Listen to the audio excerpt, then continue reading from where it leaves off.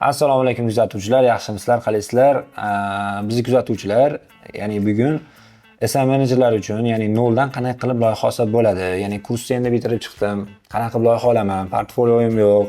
Borsam tajriba so'rayapti, portfolio so'rayapti yoki nimadir so'rayapti deydiganlar uchun noldan qanaqa qilib loyiha olsa bo'ladi. Shu bo'yicha video tayyorlaganmiz. Xudo xolasa bu video shu haqida.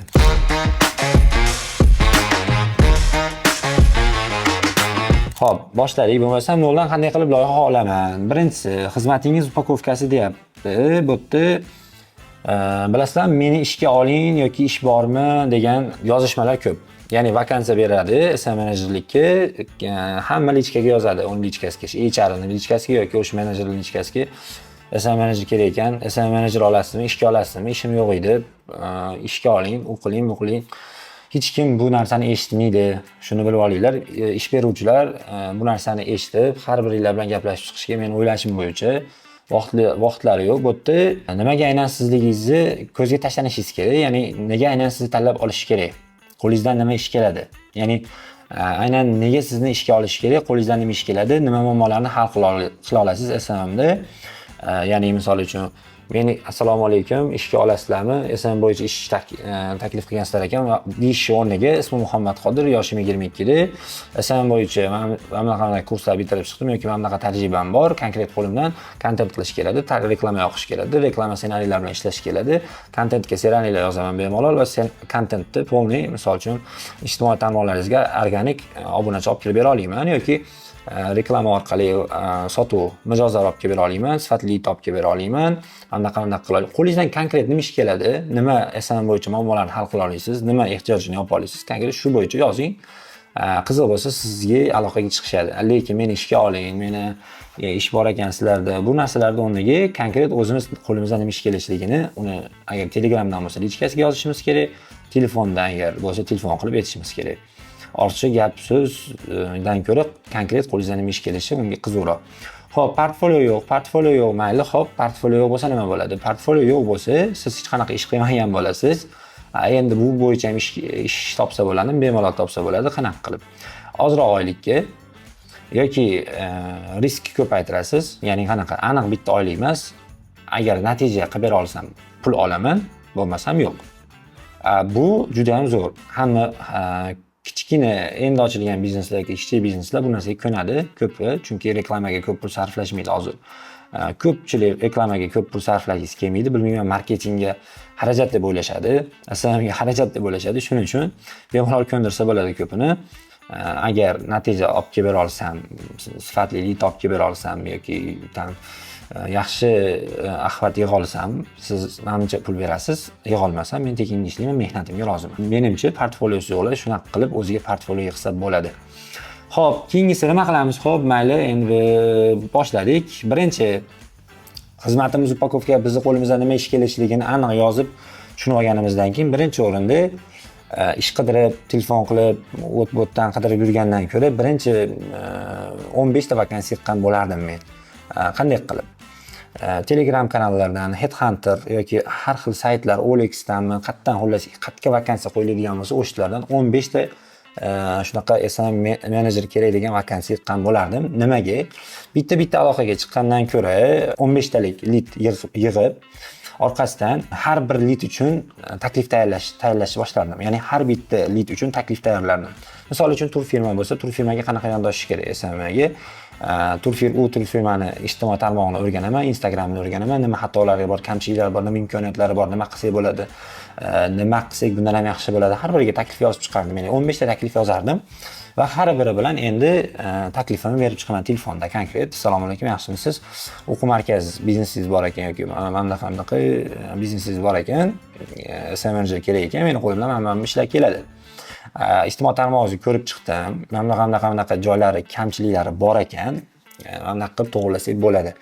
Juda ko'pchilik inson shu yerda adashadi.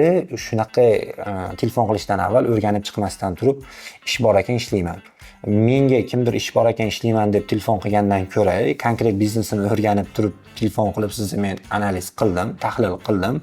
Qanaqa biznesingiz bor ekan, qanaqa qilsa bo'ladi deb tayyor imkoniyatlarini gapirsa, men u odam bilan uchrashib, ko'rishib, bu bo'yicha razbor qilishga tayyorman. menimcha ko'p biznesmenlar ham xuddi shunaqa fikrda. Ya'ni ko'pchilikka qo'lidan ish keladigan, ishga yonadigan odam kerak. Shuning uchun konkret telefon qilamiz, taklifimizni aytamiz. Ya'ni har bir lead uchun taklif tayyorladik, biznes ijtimoiy tarmoqlarning analizini qildik. Telefonda taklif berib uchrashuvga undash kerak. Telefonda sotish kerak emas. Telefonda ishga oling, ish olaman yoki ish kerak menga, nimadirlar emas. Telefonda faqat ko'rishib gaplashsak bo'ladimi? Yoki shu bo'yicha men sizni analiz qildim, shu ijtimoiy tarmoqlaringizni qachon siz bilan ko'rishsak bo'ladi. Shu narsalarni gapirish kerak yoki onlayn zoom qilsak ham bo'ladi.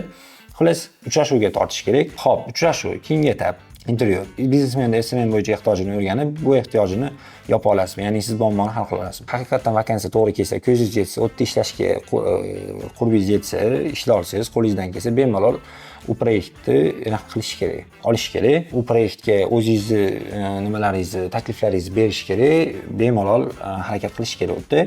Ikkinchisi, xizmatimizni sotamiz. Bo'ldi, endi uchrashuvga kirdik, zoomga kirdik, ehtiyojini o'rgandik, qo'limizdan kelsa o'sha ishlar aytamiz va bo'ldi, siz xizmatimizni sotamiz. Bu bo'yicha переговор formulasi, переговорda konkret formulasi bor. Misol, mijoz ehtiyojini aniqla, ehtiyojidan keyin unga taklif ber, nimaga aynan seni tanlash kerak. Xo'p, taklifingga ko'nmasa nima bo'ladi?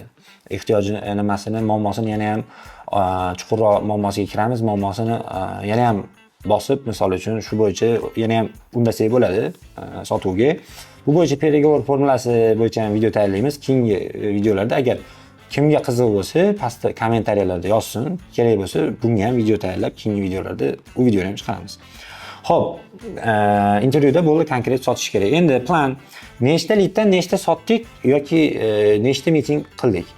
Ya'ni bo'ldi, endi o'zimizning varonka bo'ldi. Ya'ni 15 ta lead to'pladik, 15 tadan nechta meeting urildi, nechta meetingdan nechtasini yopa oldik, nechta sotuv qila oldik.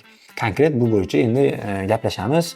Ya'ni shuni hisob kitob qilsangiz, misol 15 tada sizda 5 ta meeting urdingiz, 10 tasiga meeting ura olmadingiz, 5 ta meetingdan siz 2 ta yopa oldingiz. 2 ta proyekt ola oldingiz. Значит, siz 15 ta lead to'plasangiz, sizda 2 ta loyiha bo'lar ekan. Yana 15 ta to'plasangiz 4 ta bo'ladi, yana 15 ta to'plasangiz 6 ta bo'ladi. Ya'ni siz o'zingizni CIC, ya'ni bitta mijozingizga necha pul sarflayapsiz yoki nechta lead sarflayapsiz, shuni bilib olishingiz kerak. Ya'ni raqamlarda ifodalasangiz, yana ham siz o'zingizga ishonarli bo'ladi. Eng muhimi bu qo'rqmaslik. Bitta narsani bilishingiz kerak. Qarshingizdagi odam mutaxassisligi bo'yicha SMM menejer bo'lmaydi hech qachon. Bo'lishi mumkin marketolog yoki boshqa, lekin katta ehtimol qaysidir biznesmenning oldiga borib yoki qaysidir biznes bo'yicha nimada shu именно SMM vakansiya bo'yicha sizni chaqirgan bo'lsa, sizni aytib biling, o'tda SMM bo'yicha muammo bor. Siz shu muammoni hal qilmoqchisiz. Hal qilayotgan muammoni hal qiluvchi odamda har doim o'ziga bo'lgan ishonchi balandroq bo'lishi kerak. Shu proyektni qila olishiga aql yetish kerak, ko'z yetish kerak, qaltiramaslik kerak, stress qilmaslik kerak, o'zini yo'qotib qo'ymaslik kerak, hayajonlanmaslik kerak. Unaqa odam proyekt ola olmaydi. Endi bu narsalar boshida bo'lishi tabiiy. Endi bu narsalarni yo'qotish uchun ko'proq mitingga kirish kerak, ko'proq odamlar bilan suhbat, ko'proq kattaroq auditoriyada gapira olish kerak. Xo'p, varonkani qaysi qismida tushib qolyapti mijoz, ya'ni shuni to'g'rilab qo'yaylik hozirda o'zida. Ya'ni varonkani qaysi qismida tushib qolyapti mijoz, buni aniqlash kerak. Xullas, mitingga ura olmayapsizmi? Ya'ni ko'p leadlaringiz mitingga o'tmayaptimi yoki mitingdan keyin sotuvga o'tmayaptimi? Xuddi shuni aniqlab, bu o'sha yerdagi bilimlaringizni yana ham qaytadan ko'rib, shuni ustida ishlash kerak. Hech qanaqa life hack yo'q, shortcut yo'q yoki qanaqadir haligi yo'llar yo'q. Konkret bilimingiz bo'lishi kerak, o'zingizga ishonishingiz kerak. Shu ishni qila olishingizga aqlingiz yetsa, bemalol ish topsangiz bo'ladi. Oxirida bitta narsa qolib ketibdi. E'tiboringiz uchun rahmat. Xudo xolasa, keyingi videolarda ko'rishguncha, video agar foydali bo'lgan bo'lsa, kommentariyaga o'zingizlar fikringizni yozinglar. Yana kimda qanaqa usul bor noldan loyiha olish bo'yicha. Rahmat, sog' bo'linglar.